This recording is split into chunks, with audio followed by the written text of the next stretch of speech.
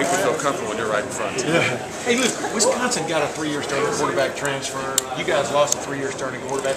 How does something like that kind of like change the balance of power in like a division? Y'all are in the leaders and stuff. You know, hey, I mean, that's something that you don't really know. I mean, obviously, experience at that position is key in every season. But you know, there's a lot of other things, how things mesh and how people mesh and how people handle, people on the team handle all those situations. So that'll be a unique situation in itself, I'm sure. You know, Wisconsin's been kind of tabbed. A lot of people think is a favorite. What do you think about? I mean, does that make sense to you? Favorite in the Big Ten? Yeah, makes perfect sense to me. Why? They've been successful, and obviously they've got some things returning. You know, obviously they were Big Ten champs last year.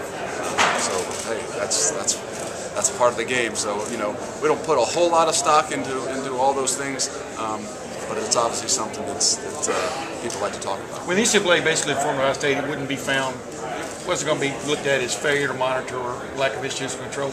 Was there a little bit of relief from that news, or what can you say about it? You know, that? I'm sure you can respect the fact that we don't know anything more.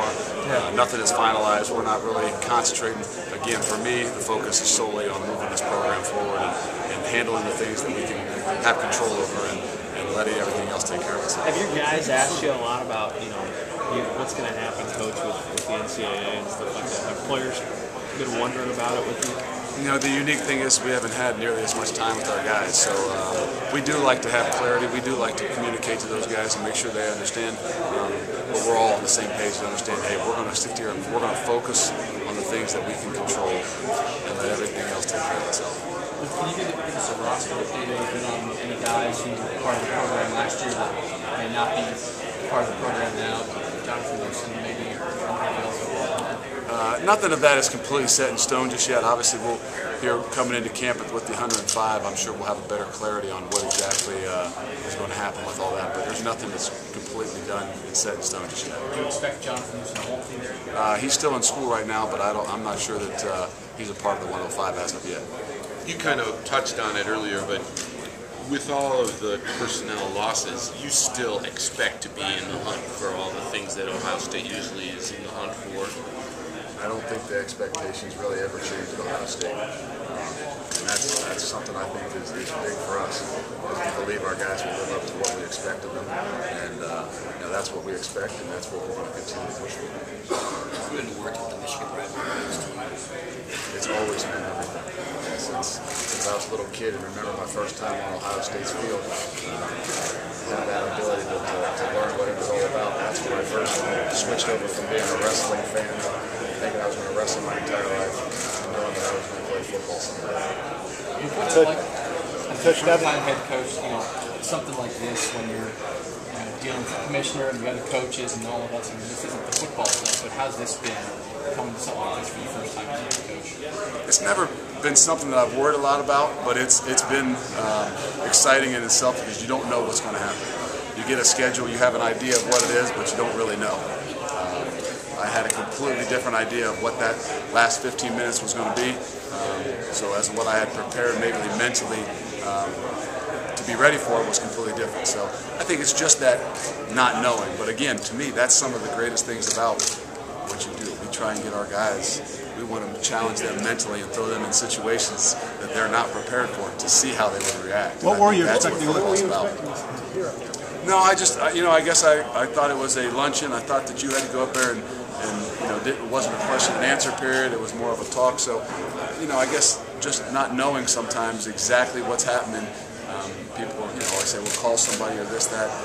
As busy as you are, and as focused as you are, I like the mental challenges at times, and just see how you can adapt to it. Tressel steps down on May 29th. You're the new coach on May 30th. Butch Davis got fired today or yesterday, and stuff. A lot of things have happened in college football in the head coaching ranks in the last 6 months. What does it tell you about what you kind of stepped into here now from a pressure standpoint, or whatever you want to call it, expectation standpoint?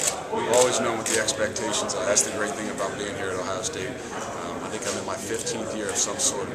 Ohio State being a part of my life, and that's 5 as a player, 1 as a GA, 9 as an assistant coach, and obviously now a bit of a new role. But I mean, that's what you knew you signed up for, and I think that's what excites you about about being a college football. I was going to say, what do you think a head coach is expected to be now? Well, how has the definition changed maybe in the last 10 years, whatever you want to call it? I don't know that it's changed a ton. Obviously, the influence of the outside media or perception is something that's huge. But you know, it's become bigger and greater. That's great for our sport. You know, people can say the media has caused this or that, but the media has made our sport what it is by putting it on TV, by covering it, by people being excited about what we're doing. That's what makes college football what it is. Do you know?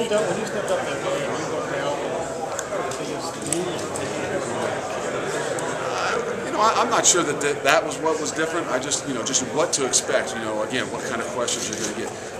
You know, even the initial press conference for me was a different atmosphere in the sense that there was a lot of people that were. It was supposed to be an exciting time for what you're taking over and what you're doing, but there's a lot of different emotions. So I don't know that the venue is that much different, the amount of people, but just the atmosphere. You're never sure what to expect in some of these situations. Coach, now that you are head coach, can you just tell us how surprised are you about how big the compliance issue is for a head coach?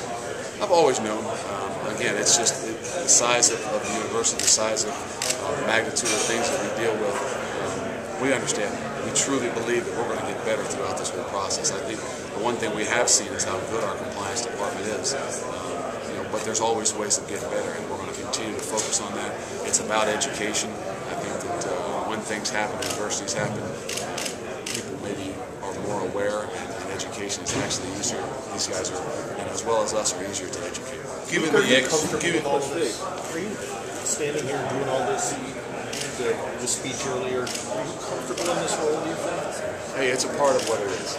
Yes, am I excited about getting to August 6th and 7th, and we can get back down and put on some coaching gear and get back out there and yell at those guys back there a little bit more than what I've done here the last few weeks. I think that's what you got to take the good with the bad. I mean, if you want to be able to do this, there's a lot of different things that are involved in it. It's not always what I say is the most exciting thing and the most fun about what you do. That's being around the guys. That's having that camaraderie and pushing them to try and reach the goals which they want to be at. That's coming here near August 6th. How different is the Big Ten now when you play in this year? There's so many changes, the dynamics of the setup, the Nebraska. Is this just a different conference than what you knew as a player?